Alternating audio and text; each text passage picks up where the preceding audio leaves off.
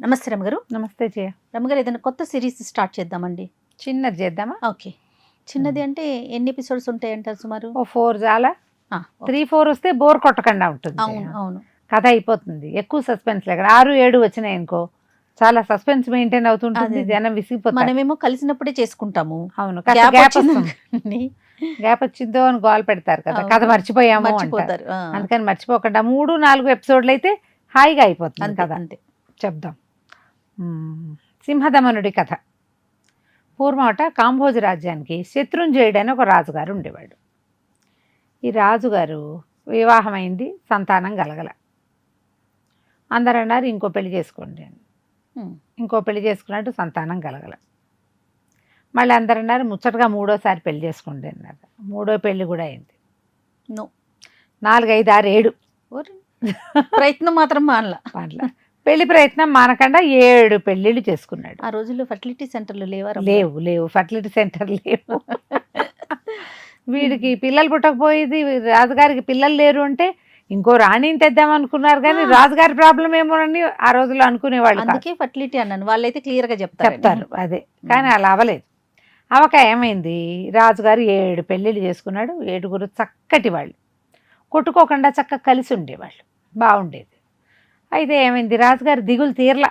ఏమిటి 7 పెళ్ళిళ్ళు చేసుకున్నాం, ఇంకా ఎన్ని చేసుకుంటాం అనిపించింది, ఆయన విసుగుపుట్టింది మనకు మళ్ళీని. అయితే ఏమైందట, ఈయన ఒకనాడు ఒక దేవాలయానికి వెళ్తే పూజలు చేస్తారు కదా, అక్కడ ఒక సిద్ధుడు ఒక ఆయన కనపడ్డాడు. కనపడి ప్రవరసేనుడు అనే సిద్ధుడు ఈయన కనిపించి రాజుని ఆయన కష్టం ఏమిటో కనుక్కొని ఒక అపూర్వమైన మామిడి పండు చేతిలో పెట్టాడు. నీకు సంతానం ఉంది, చిన్న దోషం ఉంది కాబట్టి ఇది అవటం లేదు, నా తపస్సు ఫలితంగా ఇది నీకు ఇస్తున్నా. నీకు అత్యంత ప్రీతిపాత్రురాలైన భార్యకి ఈ పండు నీవు, ఆమె గర్భవతి అవుతుందని చెప్పాడు. ఈయన ఇంటికి వచ్చాక అత్యంత ప్రీతిపాత్రురాలు ఎవరు లేరు, 7గురు ప్రీతిపాత్రులే. ఆయనకి బాగా ఆలోచించి చక్కగా 7 ముక్కలు కోయించి 7గురు భార్యలకి 7 ముక్కలు ఇచ్చాడు. మంచివాడు కదా రాజు, 7 పెళ్ళిళ్ళు చేసుకున్నాడు, అందరినీ సమానంగా చూశాడు. 7గురు గర్భవతులయ్యారు. ఎంతో బాగుంది. గర్భవతులయ్యా 6-7 నెలలు వచ్చినాయి. ఇంకా భార్యలంతా ఆలసత్వంతో ఓపిక లేకుండా అట్లా ఉన్నారు. 5 నెలలు అట్లా వచ్చినాయి. ఈయన ఏమనుకున్నాడు, సరే వీళ్ళందరూ ఎవరి బాధల్లో వాళ్ళు ఉన్నారు, మనం మృగయ వినోదానికి వెళ్దామని అడవికి వేటకి వెళ్ళేసరికల్లా ఈ వేటలో కొంచెం దారి తెప్పాడు. జనం అంతా ఎటో పోయారు. ఆయనతో పాటు 2 మంది వెళ్తారు కదా, రాజుగారి వెనకాల మంది మార్బలం అంతా ఒక చోట ఉంది, ఈయన ఇంకో పక్కకి వెళ్ళాడు. అక్కడ ఎట్లా కనపడిందంటే ఆయనకు ఒక బ్రహ్మాండమైన తోట అడవి మధ్యలో, భలే అందంగా ఉంది. ఇక్కడ నీళ్లు తిండి దొరుకుతాయి, చుట్టుపక్కల ఎక్కడ పళ్ళు లేవు, అన్ని మర్రి చెట్లు రావి చెట్లు ఉన్నాయి, లోపల ఏమైనా ఫలక వృక్షాలు ఉన్నాయేమో, పువ్వుల తోటల్లే కనపడుతోందని లోపలికి వెళ్ళాడు. లోపల ఒక దిగుడు బావి, ఒక భవనము, అన్ని పువ్వుల చెట్లు, చక్కగా ఆ బావిలో నీళ్ళు తాగి అటు ఇటు చూస్తే లోపలికి ఒక లతానికుంజం ఒకటి ఉంది, ఒక మండపము, లతానికుంజాలు అంటే పొదరేళ్ళ లాంటివి. అక్కడ ఒక మహాద్భుత సౌందర్యవతి ఒకటి ఈయన కనపడింది. 7గురు పెళ్ళాలున్న ఈ రాజుగారు ఆవిడని చూసి మైమరిచిపోయాడు, ఆశ్చర్యపోయాడు. ఎవరు ఏమిటి కనుక్కున్నాడు. ఆవిడేం చెప్పిందంటే, నేను అమరావతి రాజకుమార్తెని, నా పేరు స్వయంప్రభ, నాకు చిన్నప్పటి నుంచి మగవాళ్ళంటే గిట్టదు, వివాహం వినాశనం కోసమేనని నేను నమ్మేదాన్ని, నేను ఎప్పటికీ వివాహం చేసుకోకుండా ఉండిపోవాలనుకున్నా. మా తండ్రి గారు మాత్రం పెళ్లి చేయడానికి చాలా ప్రయత్నం చేశారు. మా గురువుగారు అనుమతితోటి నేను కన్యాత్వ వ్రత దీక్ష పూనాను. మా గురువుగారు నా మీద ప్రేమతోటి నేను నాకు కావలసినట్టుగా ఇట్లా పెద్ద ఏకాంత మండపము, ఏకాంతమైన ఇవన్నీ సౌధం ఒకటి, తోట ఒకటి ఏర్పరిచి ఇచ్చారు. ఎప్పుడైనా నీ మనసు మారితే వివాహం చేసుకో, అప్పటిదాకా నీ ఇష్టారాజ్యంగా ఉండమన్నారు. నేను ఇక్కడే ఉంటున్నా, హాయిగా ఏకాంతంగా ఉంటాను, నాకు ఎవరు ఒక్కర్లే, నా పని నేను చేసుకుంటాను, నా దారిని నేను ఉంటా.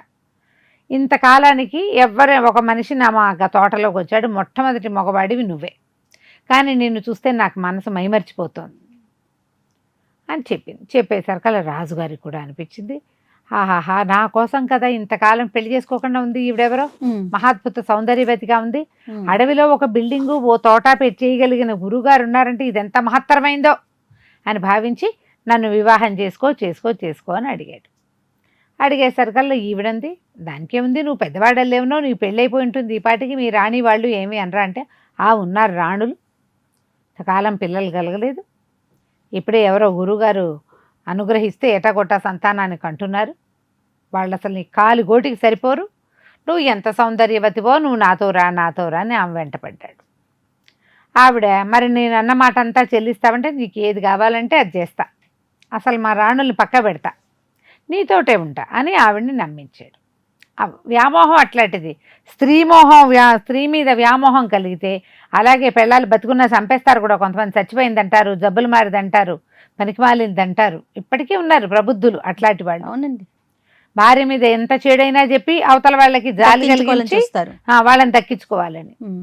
సరే, ఈయనేదో ఆవిడని నమ్మిస్తున్నాను అనుకున్నాడు, ఆవిడే వీడిని నమ్మించింది ఈ రాజుని. అసలు సంగతి అది. సరే ఒప్పుకుంది, పద మన ఇద్దరం వివాహం చేసుకుందామని చేరుకోదండా పుచ్చుకుని మెళ్ళ వేసుకుని గాంధర్వ వీధిని వివాహం చేసుకుని గుర్రమకి చేలో పోలోమని ఇద్దరు నగర ప్రవేశం చేశారు కాంభోజ రాజ్యంలోకి. ఊరంతా ఆశ్చర్యపోయారు. 7 పెళ్ళాలుండి 7 కడుపుతోంటే ఈయనకేం పోయే కాలం, దీన్ని ఎవరితో తెచ్చాడు అది ఎవరో తెలీదు అనుకున్నారు. కానీ కొంతమంది ఆవిడ అందానికి, రాజుగారి యొక్క కళాపోషకత్వానికి, రసికత్వానికి బాగా సంతోషించారు.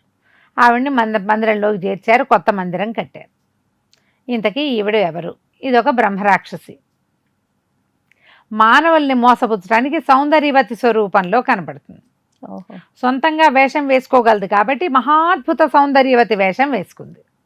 రాజుగారి దగ్గర చేరింది. ఏమనుకుందంటే, హాయిగా ఊళ్ళోకి వెళ్తే శుభ్రంగా సుష్టుగా భోజనం దొరుకుతుంది, జంతువులు పుష్కలంగా దొరుకుతాయి, అప్పుడప్పుడు నరమాంసం కూడా పంట కింద పడేసుకోవచ్చు, అందుకొచ్చింది. పైగా రాజు వ్యామోహపరుడు, మానవులతోటి సంసారం సంతోషకరమైంది, ఎందుకంటే వాళ్ళు వ్యామోహంలో ఉంటారు, అందుకని ఇక్కడికి వచ్చేసి ఒక్క 10 రోజులు 20 రోజులు ఆగింది. రోజు గుర్రాల శాలకెళ్ళి ఓ గుర్రం, 2 రోజులకోసారి ఒక ఏనుగు పలహారం చేయటం మొదలుపెట్టింది. ఏమిటో పోతున్నాయి, జంతువులు పోతున్నాయి, అవశేషాలు కనపడుతున్నాయి, ఎముకలు కనిపిస్తాయి, మాంసం కొంత వదిలేసినట్టుంటుంది, పీక్కుదిన్న ఆనవాళ్లు కనపడుతున్నాయి. తెల్లవార్లు కాపలా కాస్తున్నారు ప్రజలు కానీ సైనికులు కానీ. ఆవిడ మాత్రం పట్టలేకపోయారు. ఈ రాజైనా ఇదివరకు ఎన్నడూ లేదు, ఈ అమ్మాయిని తెచ్చిన నెల లోపలే మొదలైంది, ఏమిట్రా దేవుడా అనుకోలేదు.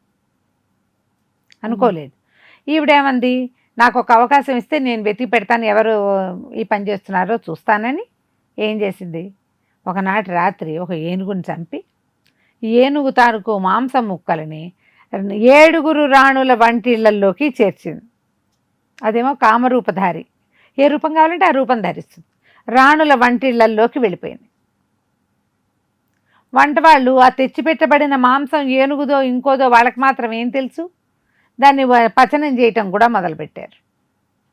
తెల్లవారు ఈవిడేం చేసింది, నాకు ఒక కళ వచ్చింది, నాకు అట్లా అనిపించింది, నేను చూశాను, నాకు ఊహ వచ్చింది, 6 సెన్స్ వచ్చిందని రాణిగారుల వీళ్ళందరి ఇళ్ళు వెతకాలి, నగరంలో ఉన్న వాళ్ళందరివి ముందు రాణుల ఇళ్ళ దగ్గర నుంచి మొదలు పెడదాం, లేకపోతే జనం అంతా ఏమనుకుంటారు, మన ఇల్లు కూడా వెతకాలి, కావాలంటే మా ఇల్లు వెతకండి, రాజుగారి గది కూడా వెతకండి అని ఈ 2 గదులు వెతికాక అప్పుడు రాణుల గదుల్లోకి ప్రవేశపెట్టింది. పెట్టేసరికల్లా వాళ్ళు గుర్తుపట్టేశారు. 1-2 ఇళ్లలో వండటం మొదలుపెట్టారు, 4-5 ఇళ్లలో వండలేదు.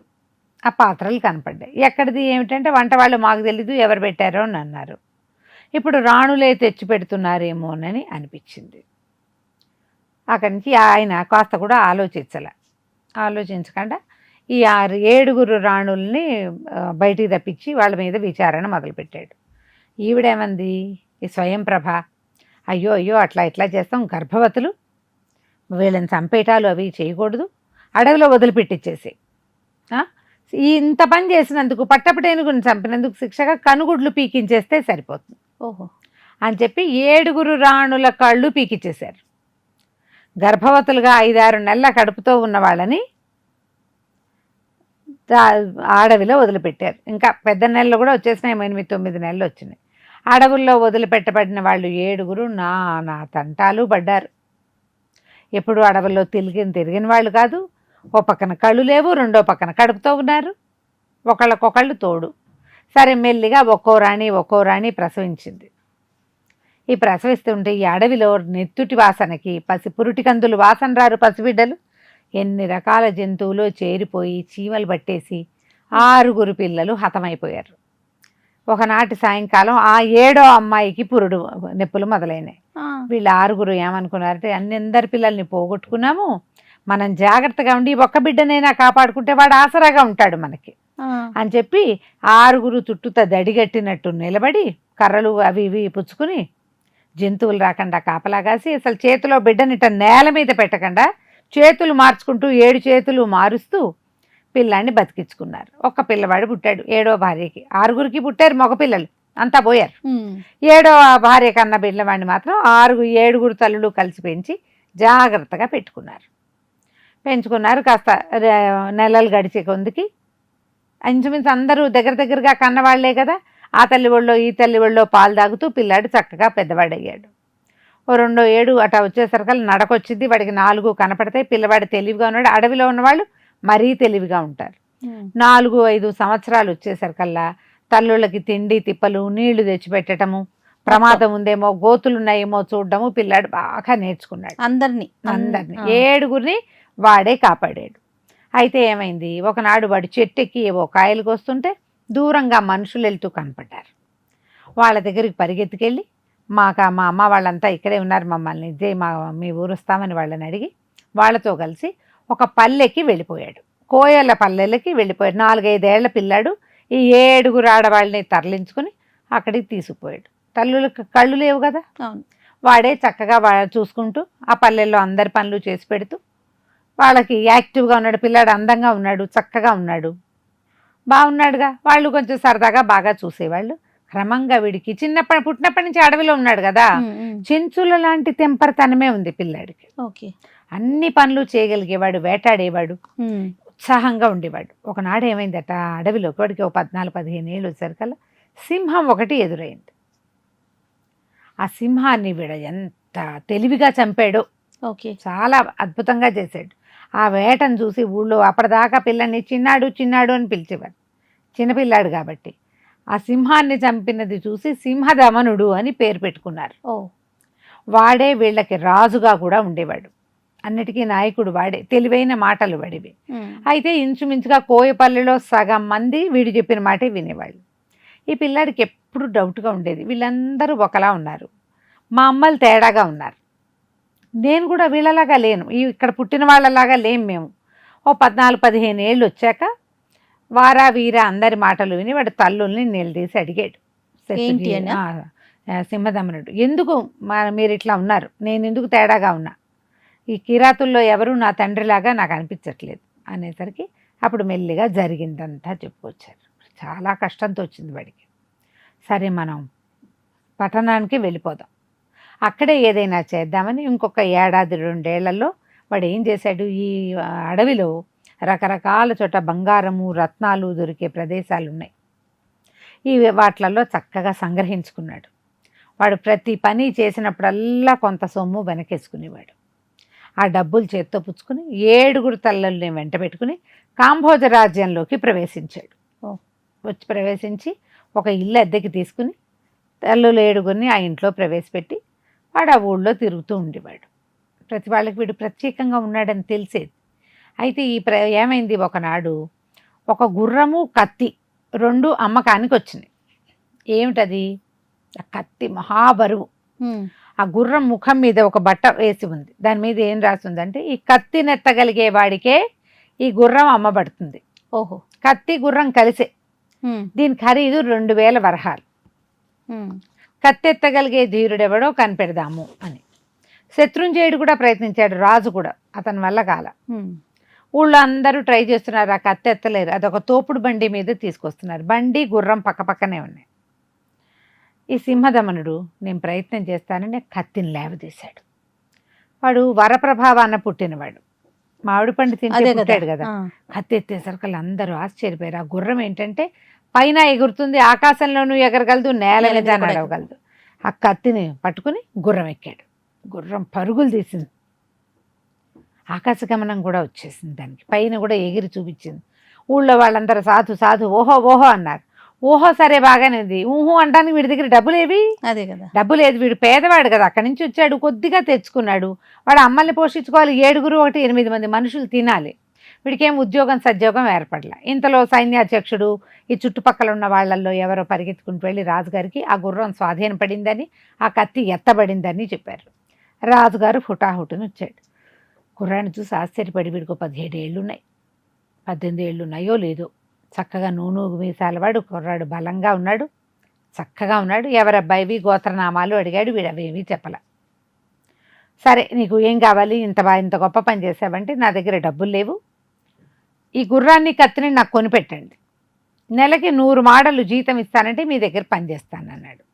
శత్రుంజయుడు ఊళ్ళో ఎవ్వరూ చేయలేని పనిని చేసిన వాడిని తన దగ్గర ఉంచుకోవద్దు, మరి లేకపోతే రేపొద్దున వీడు రాజు అయిపోతాడు. అందుకని ఏం చేశాడు, ఆ గుర్రాన్ని కత్తిని కుర్రాడి కొనిపెట్టాడు.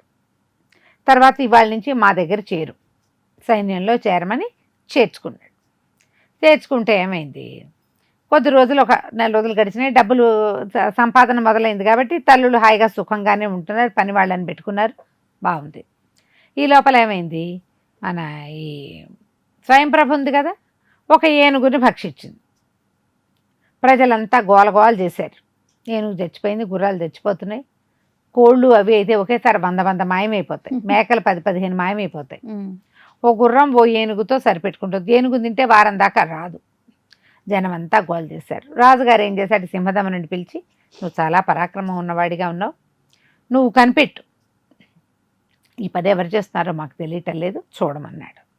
సరే, గుర్రం వేసుకుని ఊరంతా తిరిగాడు. తర్వాత వీడికి తట్టింది, కింద తిరుగుతుంటే తెలీదు, గాల్లో తిరిగితే బాగా తెలుస్తుందని ఆ గుర్రం గాల్లో ఎగురుతుందిగా, గాల్లో తిరగటం మొదలుపెట్టాడు.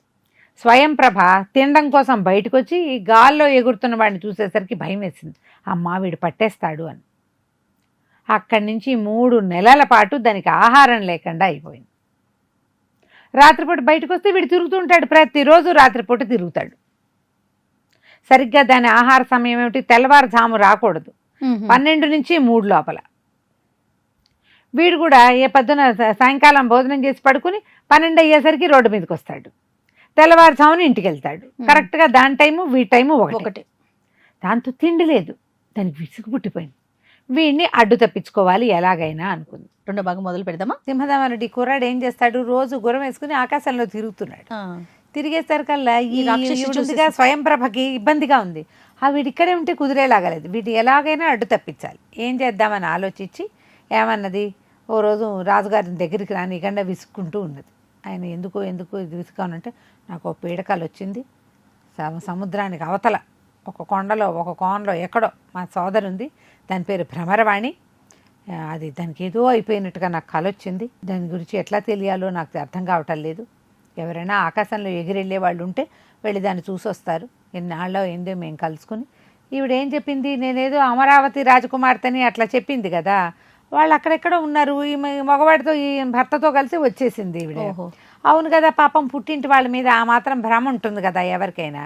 ఆయన అన్నాడు, నీకేం కావాలో చెప్పు, నువ్వు మామూలుగా ఉండు, నువ్వు ఇలా ఏడు మొహం పెట్టుకుని ఉండబోక అని బాగా బతిమలాడాడు. నాకు ఒక ఆలోచన వచ్చింది, ఈ సింహదమనుడు ఉన్నాడే, ఈ అబ్బాయికి మీరు గుర్రం కొనిపెట్టారు, అది ఆకాశంలో తిరుగుతుంది, ఆ పిల్లాన్ని ఏమైనా పంపించి కనుక్కుంటారా, మీ వల్ల అవుతుందా అంతే అనేసరికి ఈయన అన్నాడు, దాందేముంది, సింహదమనుడు మనం ఏం చెబితే అది వింటాడు, పైగా మన దగ్గర ఉద్యోగి, ఇప్పుడు 100 మాటలు ఇస్తున్నావు, ఈ పని చేసి వచ్చినందుకు ఇంకో 100 మాటలు ఇస్తాం, నేను చెప్తాను, నువ్వు బెంగ పెట్టుకోక అక్కడికి ఎట్టా వెళ్ళాలో ఆ పిల్లాడికి చెప్పు అని ఒప్పించాడు.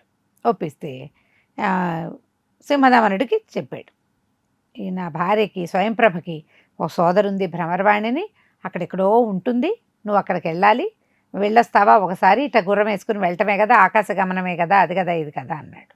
కుర్రాడు ఇంటికి పోయి చెప్పాడు, ఇట్లా అడుగుతున్నారు అని. అనేసరికి తల్లులు కంగారు పడ్డారు, వద్దు అది అసలే రాకాసి, అసలు అది వచ్చాకే ఈ సింహాలు కాదు ఏనుగుల్ని గుర్రాలని తినడం మొదలైంది, మా అందరి కనుగుడ్లు పీకిచ్చేసింది పాపిష్టిది, అమ్మో నిన్నేం చేస్తుందోరా, నువ్వు దానికి అడ్డంగా ఉన్నావని ఈ పని చేస్తోందేమో, వద్దు అన్నారు. అనేసరికి వెళ్తే కానీ తెలియదుగా ఏ సంగతి, ఎలాగో మన గుర్రం ఉంది, అంతగా అయితే నేను పరిగెత్తుకు వచ్చేస్తా అక్కడి నుంచి, నేను చూస్తాను, మీరు జాగ్రత్తగా ఉండండి అని తల్లుళ్ళకి అన్నీ ఏర్పాట్లు చేసి డబ్బు దశకం సామాన్లు అన్నీ బయలుదేరాడు. ఈవిడేం చెప్పింది, 3 సముద్రాలు దాటాక ఒక కొండ వస్తుంది, ఆ కొండ మీద ఒక బిలం కనపడుతుంది, ఓ పొద ఉంటుంది, బిలం ఉంటుంది, ఆ బిలం మీద నేను ఒక పొడిస్తాను, అది కనుక వేసావంటే మంట వచ్చి అది కొండ విచ్చుకుంటుంది, నువ్వు ఆ లోపలికి మెట్లు కనపడతాయి, నువ్వు దిగి వెళ్ళిపోతే మా అక్కయ్య నీకు కనపడుతుంది, అక్కయ్యో చెల్లో మా సోదరి నీకు కనపడుతుంది,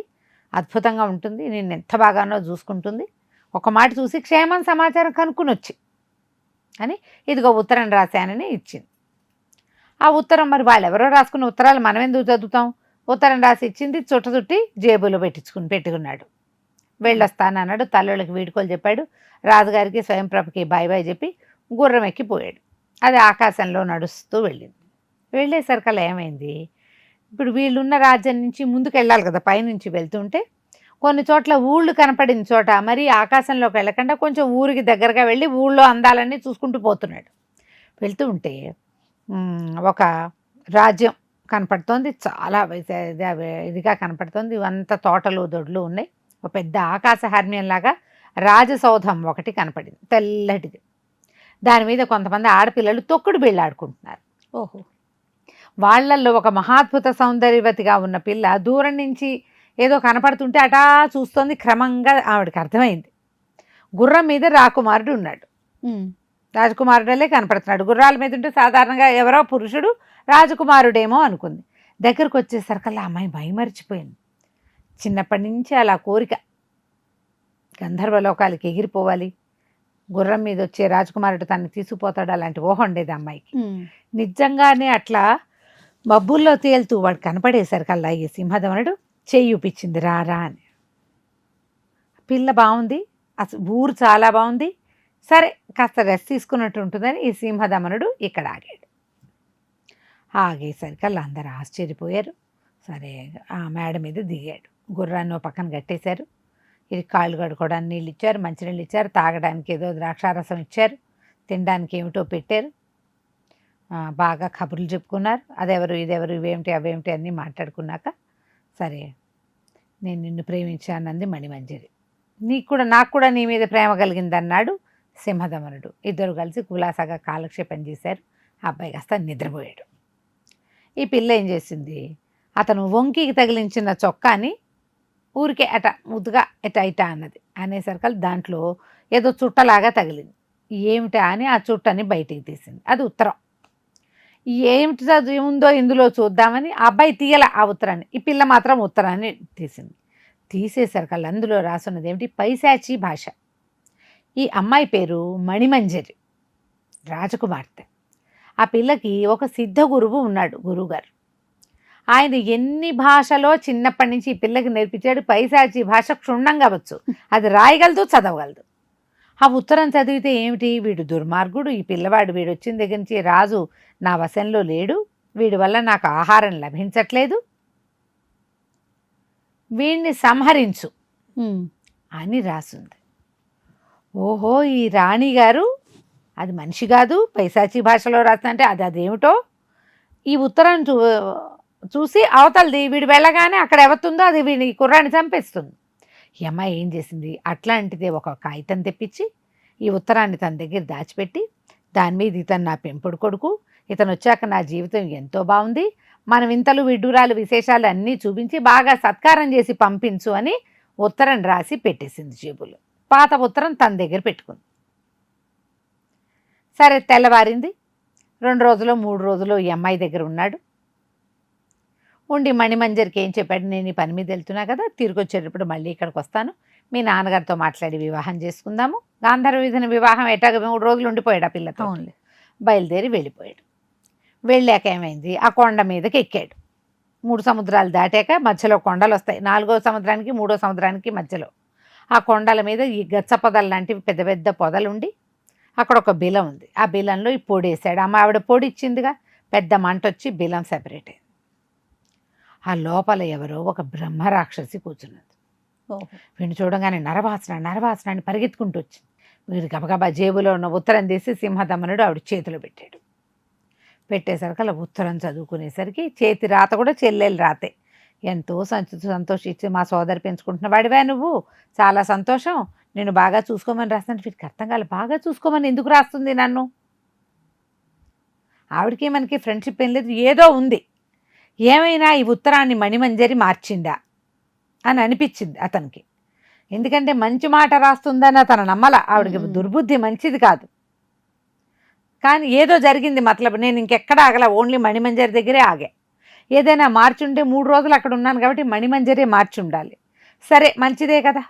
ఆవిడ ఏం చేసింది, చాలా సంతోషంగా ఎంత బాగానో దగ్గరికి తీసుకుంది. అబ్బోబో ఎంత బాగున్నావురా, నిన్ను ఎంత చక్కటి వాడిని పెంచుకుందిరా మా చెల్లెలు, ఎట్టా ఉంది ఏమిటి, తిండి దొరకట్లేదుట, రాజు ఎట్టా ఉన్నాడు, అది ఎట్టా ఉంది ఇది ఎట్టా ఉంది అని అడిగింది. అడిగాక వీడేమన్నాడు, అబ్బో నన్ను పెంచుకున్నప్పటి నుంచి మా అమ్మ చాలా సంతోషంగా ఉంది. వీడు గబగబా అల్లుకుపోయాడు. మేము చాలా బాగున్నాం, కానీ నాకేం నరమాంసం ఇంకా అలవాటు అవ్వలేదు, మహామాంస భక్షణ ఇంకా అలవాటు కాలేదు, ఇటీవలే మామూలుగా మాంసభక్షణ చేస్తున్నాను నేను అని చెప్పాక ఇక్కడ వింతలు విడ్డూరాలు అన్నీ నీకు చూపించమంది మీ అమ్మ, పద నీకు అన్నీ చూపిస్తానని ఆ గదులు ఈ గదులు అన్నీ తిప్పితే ఓ గదిలో ఒక పెట్టుంది. పెట్టేది గాజు మోతుందనమాట. దాంట్లో 7 జతల కనుగుడ్లు ఉన్నాయి, 14 కళ్ళు ఉన్నాయి అందులో. ఓ ఉలిక్కిపడ్డాడు, ఏంటిది అని, ఇది ఎక్కడ ఏమిటిది అని అడిగేసరికల్లా ఇవే మీ అమ్మ ఆ రాజుగారి దగ్గర ఉంది కదా, ఆ రాజుగారికి 7 పెళ్ళాలు, 7 పెళ్ళాలని కడుపుతో ఉన్నప్పుడు వాళ్ళని ఊళ్ళోంచి వెళ్ళగొట్టించింది, గుర్తుగా ఉంటుందని మేమే దాచుకున్నాం, వాళ్ళవే కనుగుడ్లు పీకి నాకెవరితోటో పంపిందప్పుడు అని చెప్పేసరికల్ వీడికి లోపల నుంచి మంట వచ్చేసింది. మా అమ్మల కళ్ళు ఇవి అనేసరికల్లా మళ్ళీ లోపల దించుకుని కోపాన్ని తగ్గించుకున్నాడా. ఎందుకమ్మా ఇవన్నీ దాచుకోవటం పిన్నమా, అనవసరంగా పాడైపోవు అంటే పాడైపోవురా, పాడవకుండా ఉంచాము అంటే ఇవి ఉపయోగపడతాయా ఎవరైనా కళ్ళు లేని వాళ్ళకి అన్నాడు. ఎవరికో ఎందుకు, ఎవరికైనా ఉపయోగపడతాయి. వీటిని ఈ పెట్టెలో ఉన్నాయా, ఈ పెట్టెలో ఉంటే ఎన్నాళ్ళైనా ఇటాగే ఉంటాయి. పెట్టె మూత తెరిచాక వీటిని తులసి రసంలో ముంచి కనుగుడ్లు లేని చోట కనుక పెడితే వచ్చేస్తుంది. ఆ పోయిన కళ్ళు ఎవరికి పీకామో వాళ్ళకు కూడా పెట్టచ్చు. ఊరికే గుర్తుగా ఉంటాయి, సరదాగా మేము చేసిన కొంటి పనివి అని చెప్పి ఇది ఉంచుకున్నాం. వీడు లోపలికి వెళ్ళి వచ్చినప్పుడు వాడికి బోలెడన్ని కపాలాల మాలలు కనపడ్డాయి. అక్కడ అన్ని పుర్రెల దండలు. ఆ పుర్రెలు ఎవరివి, ఎక్కడి నుంచి తెచ్చారన్నాడు. మేము ఏ రాజుల్ని మోసం చేసామో, ఏ రాజుల్ని కాల్చుకు తిన్నామో, ఏ రాజుల్ని చంపేశామో వాళ్ళందరివి ఇప్పటికీ 3000 సంవత్సరాల నుంచి బతికే ఉన్నాయిట అవి. అక్కడేదో సౌందర్య రాశిలాగా కనపడుతోంది. ఆ 50 ఏళ్ల శత్రుంజయుడు ఆవిడతోటి సుఖంగా ఉన్నాడు, ఎంజాయ్ చేస్తున్నాడు. వీడికి నవ్వొచ్చింది. ఇంకా లోపల ఎన్ని రకాల సామాన్లు, ఒక పంజరంలో చిలక గోరింక ఉన్నాయి. ఇదేంటి అంపినమా, ఇన్ని రకాల సామాన్లలో చిలక గోరింక ఉన్నాయంటే మా ఇద్దరి ప్రాణాలు రా ఇవి అని చెప్పి. చిలకల్లో ప్రాణాలు పెట్టుకోవటము రాక్షసులు వాటికి తెలుసు, అవి హాయిగా ఉన్నాయి.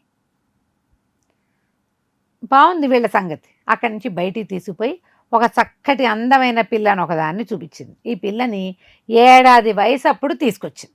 ఓకే, ఎక్కడి నుంచో. ఆ పిల్ల పేరు మోహిని. దానికి ఇంకేమీ తెలియదు, అమాయక పిల్ల. ఈ పిశాచపు తల్లి ఈ మేడ, దానికి అదే తెలుసు. ఆ కొండ లోపలే ఉంటాం. ఆ పిల్ల అటు ఇటు తిరుగుతుంటే ఈ కుర్రాడు మెల్లిగా దాంతో స్నేహం చేశాడు. దానికి 15 ఏళ్ళు ఉన్నాయి. ఏమంది ఈవిడ పేరు ఏమిటి, ఇది కంకాళి. అక్కడ ఉన్నది కరాళి కంకాళి, అక్క చెల్లి. ఏరా నాయనా ఇన్నాళ్ళకు వచ్చావు, నేను పెంచుకుంటున్న పిల్ల, నా చెల్లెలు పెంచుకుంటున్నా, మా సోదరి పెంచుకుంటున్న పిల్లాడు, మీ ఇద్దరికి పెళ్లి చేస్తే ఎంత బాగుంటుందో, ఈ పిల్లని పెళ్లి చేసుకుంటావుట్రా అని అడిగింది. సరే చేసుకుంటానన్నాడు. ఆ మోహినితో ఈ కంకాళి ఏం చేసింది, ఈ కుర్రాడి సింహదమనుడికి పెళ్లి చేసేసింది. ఇక మోహిని వాడు హాయిగా ఆ భవనం అంతా తిరిగేవాళ్ళు, ఆ కొండంతా తిరిగేవాళ్ళు. కొద్ది రోజులు గడిచాక ఆ పిల్ల పూర్తిగా మొగుడి వశం అయిపోయింది. మొదట్లో ఏమిటి, ఊరికే హలో అంటే హలో అంటారు ఎవరైనా కొత్తల్లో. దానికి చిన్నప్పటి నుంచి 15 ఏళ్ళు పెంచిన రాక్షసో భీక్షసో అదే దాని తల్లి. ఆ పిల్లకి తెలియదు పాపం. అవును, ఆడపిల్ల చిన్నపిల్లకి తెలియదు కదా. మెల్లిగా భర్తకి వశమైపోయింది. భర్తతో ప్రేమగా ఉండటం అది తెలిసాక ఈ సింహదమనుడు అన్నాడు, ఇది పిశాచి, నిన్ను ఎక్కడి నుంచి తీసుకొచ్చిందో కూడా నీకు తెలీదు, నేను 7 ఏళ్ల పిల్లప్పుడు నేను తెచ్చానంది, మీ అమ్మా నాన్న ఎవరో తెలీదు, దిక్కు దివాణని తెలీదు, నీ పరిస్థితి కంటే అధ్వానం వీళ్ళ చెల్లెల వల్ల మా అమ్మలు అడవులు పాలైపోయారు, 6 అన్నయ్యలు పుట్టారు నాకు, 6 చచ్చిపోయారు వీళ్ళ చెల్లెల వల్ల, నేను ఒక్కడిని బతుకున్నాను, వాళ్ళకేమో కళ్ళు పీకిచ్చేసింది, మా అమ్మలు 7 గుడ్డివాళ్లే, మా నాన్నేమో పిచ్చివాడిలాగా ఈ పిశాచానికి వశమైపోయాడు, మా ఊరంతా పీనుగల కుప్పలే ఉన్నాయి, అన్ని గుర్రాల అవశేషాలు, ఏనుగుల అవశేషాలును. దీన్ని పీచమణచాలంటే మనం పారిపోవాలి ఇక్కడి నుంచి. వీటి ప్రాణాలు ఆ కనుగుడ్లు 2 పుచ్చుకుని మనం వెళ్ళిపోదాం, లేదా ఎప్పటికీ మనం ఇక్కడే ఉండాలి, మూడో మనిషి మొహం తెలియకుండా. 7 అమ్మలు ఉన్నారంటే ఈ పిల్లకి ఎంత సంతోషం వచ్చింది. 7 ఉన్నారా, నాకు ఒక్కతే ఉంది, అదేమో పిశాచి. అది పిశాచం కదా. అవును. సరే మన ఇద్దరం కలిసి వెళ్ళిపోదాం అనుకున్నారు. ఏం చేశారు, ఈ కంకాళి ఎక్కడికో వెళ్ళి బాగా అలసిపోయి ఇక్కడ ఉంటే నాకు రెస్ట్ జాలటం లేదు, నేను అదేదో వింధ్య పర్వతానికి వెళ్తాను, అక్కడ చల్లగా ఉంటుంది, కొండల్లో విసుగ్గా ఉంది, సముద్రాల మధ్యలో ఉప్పురిసిపోతోంది ఒళ్ళు, అక్కడికి వెళ్ళి రెస్ట్ తీసుకుంటాను, 1-2 రోజులు వస్తా, మీ ఇద్దరు హాయిగా కాలక్షేపం చేయండి అంటే ఇద్దరు కలిసి తిరుగుతున్నారుగా, ఆవిడకి అపనమ్మకం లేదు. అది అట్లా వెళ్ళంగానే వీళ్ళిద్దరు ఏం చేశారు, చటుక్కున ఆ చిలక గోరింక ఉన్నాయా, ఆ పంజరాన్ని, ఆ కనుగుడ్లు ఉన్న పెట్టెని పుచ్చుకుని పారిపోయారు అక్కడి నుంచి. వీడు గుర్రం దిగాడు కదా, తమ గుర్రం ఎక్కేసి బయలుదేరారు. ఈ వచ్చే దారిలో ఏమైంది, ఒక అడవి దగ్గర ఆగారు. ప్రయాణం చేసి ఎంతసేపు ఈ ఆకాశగమనం కష్టం కదా. ఓ చోట గుర్రాన్ని కట్టేసుకున్నారు, రెస్ట్ తీసుకోవడానికి చెట్ల కింద పడుకున్నారు. పడుకునేసరికల్లా ఏమైంది, ఒక సింహమో ఏదో కనిపిస్తే ఇతను అన్నాడు, ఈ సింహం ఇబ్బంది పెడుతుంది, మోహిని నువ్వు చెట్టు ఎక్కి ఇక్కడే కూర్చో, నేను ఈ సింహం వెనకాల వెళ్తానని. దాన్ని చంపకపోతే మనకి అడవంతా ఇబ్బందే, ఒక రోజంతా ఇక్కడ ఉండాలి, మనం రెస్ట్ తీసుకుని బయలుదేరదాం అనుకున్నారు. ఈ సింహం వెనకాల పరిగెత్తేసరికల్లా ఈ పరిగెత్తి వీడు అటా ఊళ్ళోకి వెళ్ళిపోయాడు. అదేదో ఒక రాజ్యం, ఒక కాంభోజ రాజ్యం. అక్కడ రాజుగారికి ఒకే ఒక్క కూతురుంది. వాళ్ళు ఈ గుర్రం వేసుకుని లోపలికి వచ్చి ఊళ్ళోకి పరిగెత్తుకొచ్చిన సింహాన్ని సంహరించినటువంటి ఈ గుర్రాన్ని పట్టుకున్నారు, రాజుగారి దగ్గరికి ప్రవేశపెట్టారు. వీడు చాలా రోజులైంది, మణిమంజరి తర్వాత ఇతను మనుషుల మధ్యలో లేడు, ఆ రాక్షస్ దగ్గర ఉన్నాడు. అక్కడ ఉన్నాడుగా రాక్షస్ దగ్గర ఆ పిల్ల భార్య, తర్వాత మళ్ళీ అడవిలోకి వచ్చాడు. ఇంత మళ్ళీ రాజప్రాసాదాలు బిల్డింగులు అన్నీ కనబడి వాళ్ళంతా ఓహో అంటూ ఉండేసరికి ఒక్క పూట కొద్దిగా మైమర్చిపోయాడు.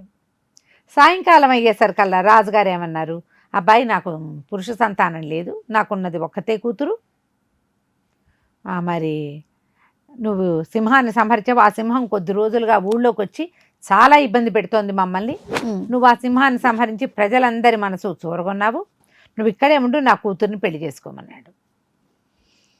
ఈ మాటలకి మైమరిచిపోయిన సింహదమనుడు అక్కడ ఆగిపోయాడు. ఇంతలో రాజకుమార్తె వచ్చింది. ఆ రాజకుమార్తెను చూసేసరికల్లా ఇంకా మైమర్చిపోయాడు. ఇతను 2 అమ్మాయిలతో గడిపున్నాడు. ముందేమో అది మణిమంజరి, తర్వాత ఏమో మోహిని, ఈ మూడోది రాజకుమార్తె. ఆవిడ ఇప్పుడు వాళ్ళిద్దరికంటే కూడా ఈవిడ ఇంకా అందగత్తె. లోపల తీసుకుపోయింది, ఆ పూట ఏదో ఉపచారాలు చేశారు, ప్రయాణం చేస్తున్నాడు, ఆ కొండల్లో ఉన్నాడుగా, ఇక్కడ బాగా ఉపచారాలు, శుభ్రంగా తిండి అవి ఇవి ఉండి 2 పూటలు ఉండేసరికి పెళ్ళి పట్టు అన్నారు, పెళ్లి చేసేసుకున్నాడు. ఇక మోహిన్ లేదు, మణిమంజర్ లేదు, ఒక రకమైన మైమరపుతోటి అతను అక్కడ ఉండిపోయాడు, జ్ఞాపకం కూడా లేదు. రోజులు గడిచిపోయినాయి. ఆ మణిమంజర్ ఏమైందో, ఈ మోహిని ఏమైందో, చాలా రోజులు గడిచిపోయింది, కనీసం 10-14 సంవత్సరాలు గడిచిపోయింది. ఇంతకాలం అలా చేస్తారా రమ్మగారు, నన్ను వడకు, దుర్మార్గులు చేస్తారు అట్లా. జ్ఞాపకంలో లేదు, ఏదో వేగ్గా ఉంది, ఇక్కడ ఉన్న ప్రపంచమే వేరేగా ఉంది. ఇంతలో రాజుగారు మరణించారు.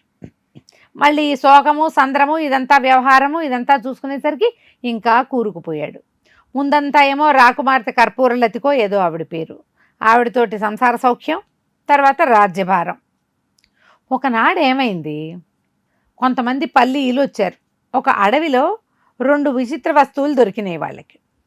ఏమిటా 2 విచిత్ర వస్తువులు, ఒక పెట్టె, దానికి అది చెక్కతో చేసిన పెట్టె, పైన అద్దం ఉంది, ఆ తలుపు తీయటానికి వీలు లేకుండా తాళం వేసింది, దాంట్లో 7 జతల కనుగుడ్లు ఉన్నాయి. ఇంకొకటి ఒక బంగారు పంజరం, అందులో 2 రకాల పిట్టలున్నాయి. అసలు పంజరాలు ఈ ప్రాంతం వాళ్ళకి తెలియదు. విచిత్రంగా ఎప్పటి నుంచి ఉన్నాయో ఆ పక్షులు 2 జీవించే ఉన్నాయి. ఓహో, వాటికి ఆహారం ఎలానో నీరు ఎలానో తెలియదు. ఇది వింతగా ఉందని ఆ బోయే వాళ్ళు రాజుగారికి తెచ్చి అప్పచెప్పారు ఈ సింహదమనుడికి. ఎప్పుడైతే వాటిని చూశాడో చటిక్కిన కొరడా పెట్టి కొట్టినట్టు గుర్తొచ్చేసింది. మా అమ్మల కళ్ళు ఇవి రెండు మా అమ్మల్ని మోసం చేసిన అక్కా చెల్లి తాలూకు ప్రాణాలు. అప్పుడు మోహినేది అప్పుడు గుర్తొచ్చింది. మోహినేది, మణిమంజరేది. చాలా ఇదైపోయాడు. అయ్యో నేను ఇంత మైమర్చిపోయానే, వీళ్ళని మర్చిపోయాను, ఎటు వెళ్ళిపోతున్నానో తెలియకుండా ఇందులో కూరుకుపోయాను, ఇప్పుడు వీళ్ళని ఎట్లా అని చెప్పి ఈ 2 భార్యకి ఇచ్చాడు భద్రపరచమని. ఆ కర్పూర తిలకకి ఇచ్చి ఇవి భద్రపరచు, నేను నా భార్యల్ని వెతుక్కోవాలి, మా అమ్మ వాళ్ళ సంగతి చూడాలి, వాళ్ళు ఎక్కడున్నారో ఏమైపోయారో తెలీదు, నేను నా ప్రయత్నం నేను చేసుకుంటానని అతను బయలుదేరి వెళ్ళాడు బయటికి. ఈ వెళ్ళిన సింహదమనుడు తమ భార్యల్ని కలుసుకున్నాడా ఒకటి. భలే ఇంట్రెస్టింగ్ గా ఉందండి. సింహదమనుడు కనుగుడ్లు దొరికినాయి కదా, అతను వెతుక్కుంటున్నాడు. వెతుకోవడానికి ఊరి మీదకి బయలుదేరాడు. అయితే ఇది కథ మొదటి భాగంలో అతను ఏం చేశాడు, మోహినిని ఒక చోట వదిలిపెట్టాడు, చెట్టు కింద వదిలిపెట్టి వెళ్ళిపోయాడు. ఈ చెట్టు కింద వదిలిపెట్టి వెళ్ళిపోయిన మోహిని ఏమైపోయింది, అతను ఊళ్ళోకి వెళ్ళాడు. ఊళ్ళోకి వెళ్ళిన వాడు అటకే ఉండిపోయి రాజుగారు అమ్మాయిని పెళ్లి చేసుకుని మోహిని మణిమంజరిని ఇద్దరిని మర్చిపోయాడు. ఈ ఉన్న అమ్మాయి చాలాసేపు కూర్చుంది. ఆ మోహినికి మనుషుల మొహం తెలియదు, ఎందుకంటే రాక్షసి ఏడాది పిల్లని తెచ్చి పెంచింది. అవును దానికి తెలిసిన మొహం ఒకటి రాక్షసి, రెండోది సింహదమనుడు. ఉండేసరికల్లా ఎవరో మనుషులు వచ్చారు. వాళ్ళందరినీ వింతగా, అమ్మాయికి వీళ్ళెవరో ప్రమాదకారిగా ఉన్నారు, దాక్కుందాము అవి తెలియలే. ఓకే, వాళ్ళేమో వచ్చిన వాళ్ళు దొంగలు. ఈ అమ్మాయి ఒంటి మీద ఉన్న వస్తువులన్నీ ఒలుచుకున్నారు భయపెట్టి. వాళ్ళు ఏం చేస్తున్నారో కూడా అమ్మాయికి అర్థం కాలేదు, తెలియదుగా పాపం. నగలన్నీ ఒలుచుకున్నాక వాళ్ళలో ఒకటికి తట్టింది, పిల్ల చిన్నపిల్ల చక్క ముట్టుకుంటే మాసిపోయేలాగా ఉంది, దీన్ని నేను ఉంచుకుంటానన్నాడు. అనేసరికి మిగిలిన వాళ్ళు అన్నారు, అదేంటి మాకేనా చేత కాదు, మాకు వచ్చు, మేము ఉంచుకుంటాం. చెడామాడా కొట్లాడుకున్నారు. అమ్మాయి కోసం వాళ్ళు కొట్టుకుంటున్నారు. వీళ్ళిద్దరూ కొట్టుకుంటుంటే దానికి పారిపోవాలని కూడా తెలియదు ఆ పిల్లకి. వాళ్ళిద్దరూ కొట్టుకుంటున్నారు. ఓ పక్కన నిలబడి చూస్తుండేసరికల్లా ఆ పక్కకి ఒక ఆటవిక వైద్యుడు ఒక ఆయన అటు వెళ్తున్నాడు. ఎప్పుడైతే ఈ దొంగలు అందరూ వెళ్ళిపోయారు, ఇద్దరు కొట్లాడుకుంటున్న వాళ్ళిద్దరు మిగిలారు. ఆ పిల్ల అక్కడే వచ్చింది. ఒకళ్ళనొకళ్ళు పొడుకుని చచ్చారు వాళ్ళిద్దరు. ఓహో, ఈ పిల్ల తెల్లమొహం వేసుకుని నుంచునేసరికల్లా ఆ వెళ్తున్న ఆటవిక వైద్యు ఒక ఆయన చూసి ఆ అమ్మాయిని తీసుకుపోయాడు తనతోటి. అమ్మ, మా ఊళ్ళో మా పక్కనే పల్లి ఉంది, అక్కడ ఉందో కానీ మీ ఆయన వచ్చాక నేను తీసుకెళ్తాడులే అని చెప్పి వెంబడబెట్టు తీసుకెళ్ళాడు. అయితే ఈ వెజ్ ఏమిటంటే ఒక పూజారి, ఆ ప్రాంతానికి వైద్యము పూజారి రెండూ చేస్తాడు. వాళ్ళ ఇంటికి తీసుకెళ్ళాడు. ఒక ఆటవిక పల్లెకి అనుబంధంగా ఉన్న ఒక చిన్న గుడికి అతను పూజారి అనమాట. ఆ ఊళ్ళో వాళ్ళంతా ఏంటంటే అన్నిటికీ మంచి చెడు అతన్నే కనుక్కుంటారు. ఈ పూజారి భార్య పరమ గయ్యాళిది, చాలా గయ్యాళి. ఈ పిల్లని తీసుకొచ్చేసరికి అలా ఔరవురా దీనెవత్తను తెచ్చి నా నెత్తి మీద పెట్టావా డామ్ డూమ్ అని పొట్టాడింది. అతను కేకలేశాడు, నేను పెద్దవాడిని, ఆ పిల్ల చిన్నపిల్ల, ఆ భర్త ఎక్కడో వదిలిపెట్టి పోయట, ఎప్పుడైనా రేపు నాటికి వెతుక్కుంటూ వస్తాడు, పిల్ల చూస్తే ముట్టుకుంటే మాసిపోయేలాగా ఉంది, అతను ఏం గొప్పవాడో ఏదో గుర్రం వేసుకొచ్చాడని చెబుతోంది, మన ఇంట్లోనే ఉంచుకుందామన్నాడు. వాళ్ళ ఇంట్లోనే ఉంటుంటే ఏమైంది, నిజానికి ఈ పూజారి గారి భార్య, ఆవిడ రెండో భార్య ఇప్పుడున్నది, ఆవిడకి వేరే ఇతరత్ర 2-3 స్నేహాలు ఉన్నాయి. ఇప్పుడు ఇంట్లో ఇంకొక ఆడపిల్ల వచ్చి ఉంటే అదొక తెల్లమొహం వేసుకుని చూస్తూ ఉంటుంది, తెలియదు పెద్దగా, కానీ చూస్తుంది కదా. ఆవిడ ఫ్రెండ్షిప్లన్నీ కట్టయిపోతున్నాయి. ఎలాగైనా ఈ అమ్మాయిని వదిలించుకోవాలని ఉన్నది. ఏం చేసింది, ఒకరోజు కాస్త ఏవో లడ్డూలు చేసి దాని మీద ఓ నలకంత విషం చల్లింది. చాలా రోజులు చూసింది ఈ పిల్ల, దానంతటా అది పోతుందేమో, మొగుడు వచ్చి తీసుకుపోతాడేమని. దానికేమో వెళ్ళడం తెలీదు. ఆ మొగుడు ఎవడు రాలవాడు, మర్చిపోయాడు కదా అతను సింహదమనుడు, ఈ పిల్లని మర్చిపోయాడు, రాలేదు. చూసి చూసి చూసి ఇక నా జీవితం ఇటగే వృధాగా పోయేలాగా ఉందని ఒకనాడు ఒక లడ్డూలు చేసి కొద్దిగా విషం చల్లి పెట్టింది. మోహిని తింటే ఆ పిల్ల పోతుంది, పోతే మొగుడి మీద బెంగతో చచ్చిపోయిందని చెప్పచ్చు అనుకుంది.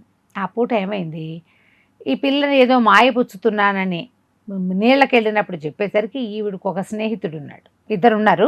ఒకడు వచ్చేసరికల్లా ఈ పిల్ల ఇంకా పడుకోలేదు, నువ్వు మంచం కింద దాక్కోమని చెప్పి, ఆ మంచం కింద పడుకున్నవాడు నిద్ర వస్తుంది అంటుంటే ఏదైనా కాలక్షేపానికి నవిలితే నిద్ర రాదని 2 లడ్డూలో 3 లడ్డూలో చేతులు పెట్టింది. పొరపాటున ఏం చేసింది, ఈ మోహిని కోసం విషం చల్లిందిగా, ఈ కంగారులో భర్త చూస్తాడేమో, మోహిని చూస్తుందేమో అన్న కంగారులో ఆ విషం చల్లిన లడ్డూలు వాడి చేతిలో పెట్టేసి చక్కగా అవి భుజించి అయిపోయాడు.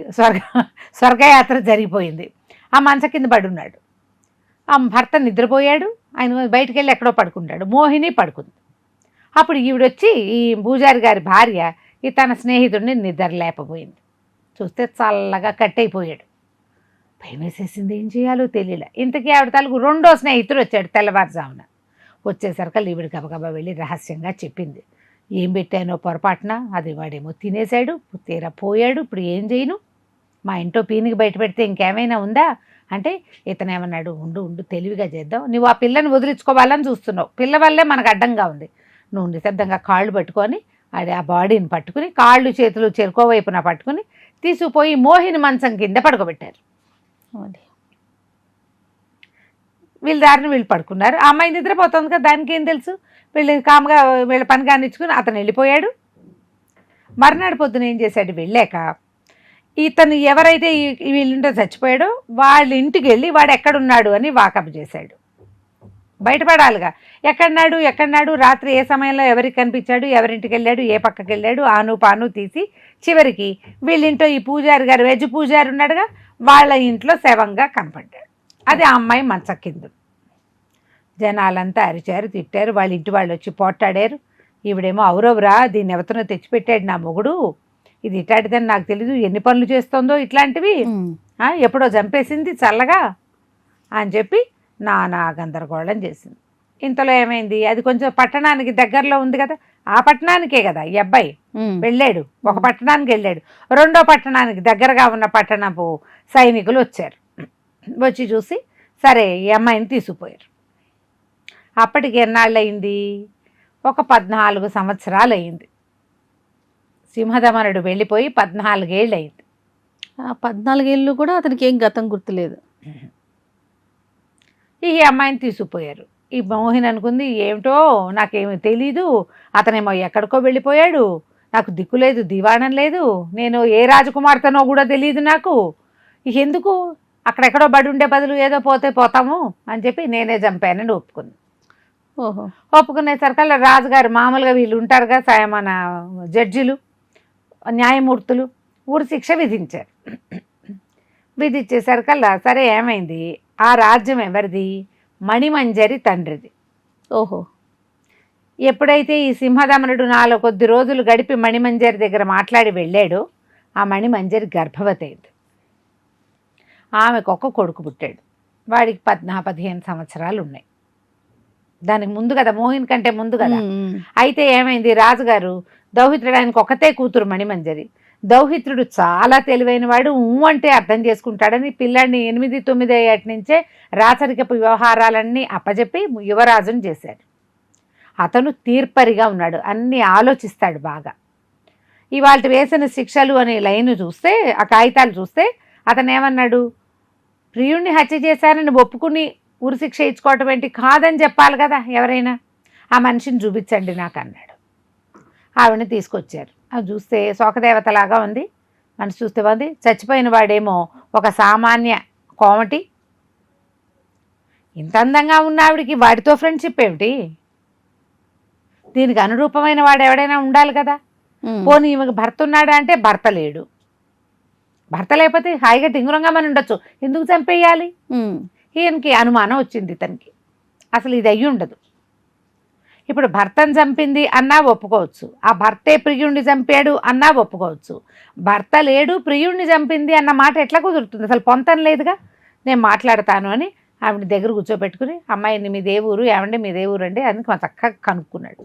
కనుక్కున్నాక ఆవిడ ఏం చేసింది, అమ్మాయికి ఏం తెలుసు, వరుసగా చెప్పింది, నన్ను రాక్షసు ఎత్తుపోయింది, నేను ఫలానా చోట ఉన్నా, ఒక గుర్రం వేసుకుని ఒక ఆయన వచ్చాడు, ఆయన పేరు సింహదమనుడు, మేమిద్దరం చాలా రోజులు అక్కడే కలిసి కాపురం చేసాం, నన్ను తీసుకొచ్చాడు బయటికి, వాళ్ళ అమ్మ వాళ్ళవి కనుగుడ్లును 2 చిలకల్ని తెచ్చాడు, అక్కడి నుంచి అడవిలో వదిలిపెట్టేశాడు, నన్ను వదిలిపెట్టి సింహం వెనకాల వెళ్ళాడు, మళ్ళీ రాలేదు.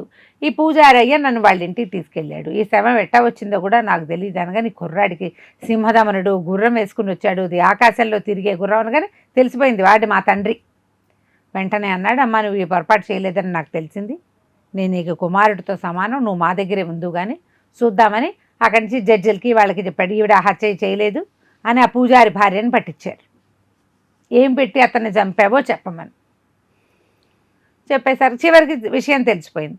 ఆ పూజారి ఏం చెప్పారంటే, మేము వచ్చిన నాటి నుంచి ఈ అమ్మాయి నోరెత్తి ఎరగదు, మా ఇంట్లో అడవని చాకరీ అంతా చేసింది, నా భార్య మంచిది కాదు, ఈ అమ్మాయి మంచిదేను, భర్త వస్తాడని చెప్పింది. ఆ రోజుకి ఈ రోజుకి ఆ భర్త గురించి అవే మాటలు, వేరే మాట కూడా మారలేదు. అమ్మాయి ఎవరి వైపు తలకాయ తిప్పి కూడా చూశారు కదా. ఇంకేముంది, తేలిపోయిందిగా. పూజారి భార్యని అరెస్ట్ చేశారు. ఈ అమ్మాయి మోహినిని అంతఃపురానికి చేర్చాడు, తన తల్లికి అప్పచెప్పాడు. అప్పుడు ఏం ఆలోచించాడంటే, ఒక పని చేద్దాం అని చెప్పి అమ్మది మోహినిది ఇద్దరివి 2 చిత్రపటాలు రాయించారు. రాయించి వాటిని ఏం చేశారు, ఈ మన ధర్మసత్రాల దగ్గర వేళ్లాడదీయించాడు. ఓకే. ఎవరైనా ఈ పటాలు చూస్తూ కనపడితే, పటం చూసి ఆగిపోతే వాళ్ళని తీసుకురండి అని. కొంతకాలం గడిచింది. ఈ మన సింహదమనుడు భార్య కోసం వెతుకుంటూ, మోహిని కోసం వెతుకుంటూ మణిమంజరిని చూడాలని తప్పిస్తూ ఊళ్ళ వెంట తిరుగుతున్నాడు. ఆ మణిమంజరి వాళ్ళ ఇంట్లో మేడ మీదకి దిగాడు, కానీ వాళ్ళది ఏ ఊరు అతనికి తెలియదు. అప్పటికి ఇంకా చిన్నవాడు కూడా కదా. ఇక తిరుగుతున్నాడు. తిరుగుతూ ఈ ఊరు చేరాడు. చేరేసరికల్లా ధర్మసత్రాలు అప్పట్లో పద్ధతి ఏమిటి, ఎవరైనా ఊళ్ళోకి వస్తే ఏ ఊరు నుంచి వచ్చావు, ఎన్నాళ్ళు ఉంటావు అని కనుక్కుని రాసుకుని తర్వాత ఆ ధర్మసత్రం చూపిస్తారు. రాజుగారు కట్టింది.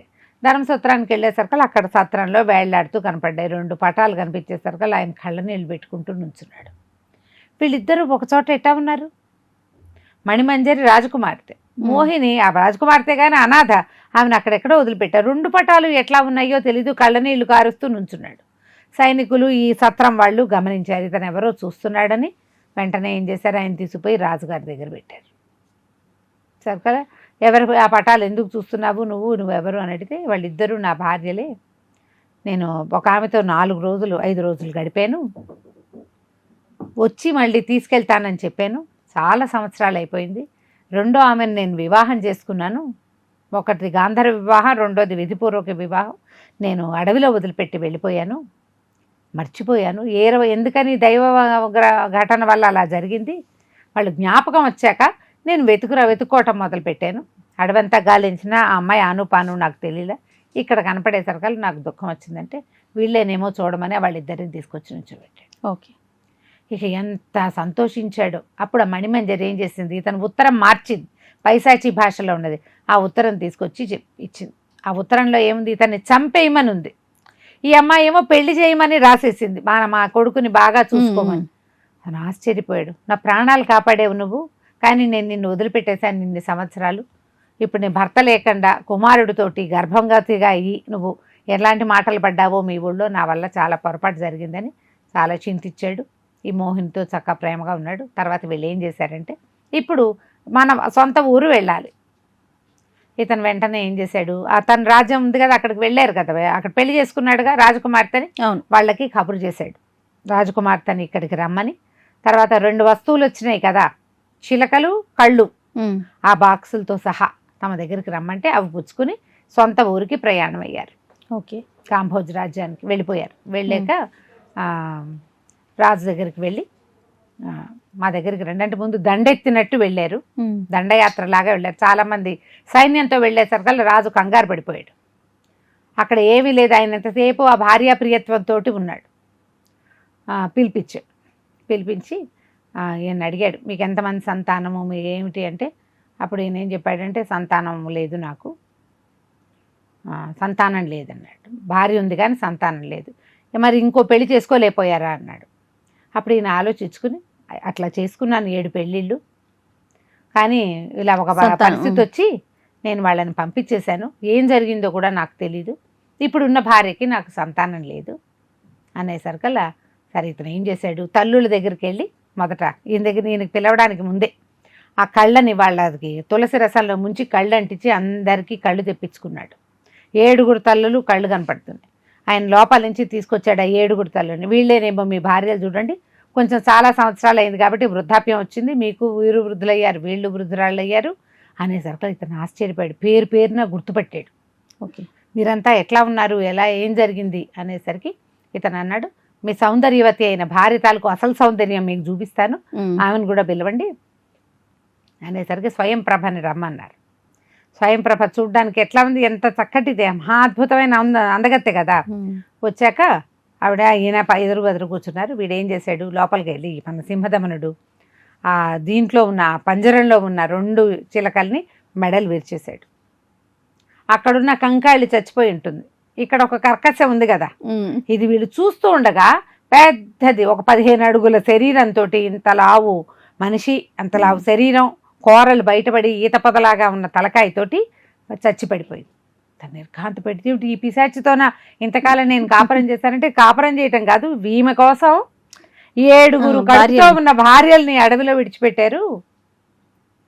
మీ తెలివి తక్కువతనంతో ఆమె వచ్చాకే ఇక్కడ ఇట్లా జరిగిందని మీరు ఆలోచించలేదు, సౌందర్యం ఇంత చేస్తుంది అని చెప్పి పడిపోయిందిగా శరీరం ముక్కలుగా నరికి తగలబెట్టారు. ఆ తలని తగలబెట్టి ఆ కాళ్ళు ఎదుట ఆ పుర్రెని అడవుల్లో పారేశారు. చిన్న జంతువుల నివాసం ఉండేవి ఆ పుర్రెలో, అంత పెద్దది. మరి అది 15 అడుగుల ఎత్తు ఉందంటే 4 అడుగుల వెడల్పు, 15 అడుగుల ఎత్తు ఉంది. తర్వాత ఇతను సింహదమనుడు తన 3 భార్యలతోటి, కుమారుడితోటి, తర్వాత ఎంతమందో సంతానం కలిగారు. ఈ 3 రాజ్యాలని ఏలుకుంటూ సంతోషంగా ఉన్నాడు. కథ కంచికి మనం ఏంటి. చాలా చాలా బాగుందండి. నమస్తే గారు. నమస్తే. And for more videos, please subscribe to iDream. Please subscribe to iDream. Please subscribe iDream. And please subscribe to iDream. For more videos, subscribe to iDream. please like, share and subscribe to the channel. Congratulations, iDream. Subscribe to iDream. Subscribe to iDream. So subscribe to iDream Media. iDream ki iDream team andarki huge congratulations. Please subscribe iDream Media. Please subscribe to iDream. Subscribe iDream. Please subscribe to iDream. iDream అంటే నా కళల channel subscribe చేసుకున్నారు, నోరు తిరుగుతలేదు, మీరైతే గంట గుర్తు కొట్టండి. For more such videos, please subscribe to iDream. Subscribe to iDream. Please subscribe to iDream. Please subscribe iDream Media. Please do subscribe to iDream. Please subscribe to iDream Media. For best entertainment and information, please subscribe iDream. And don't forget to subscribe to iDream.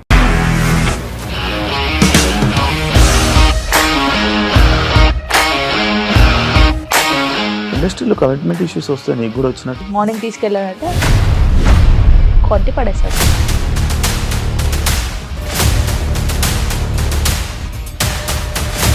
ఒక్కళ్ళు కూడా చూడలేదు ఈ cinema అని చెప్పడానికి కూడా చాలా ధైర్యం కావాలి. అది నిజం కదా, దాంట్లో ధైర్యం ఏంటి?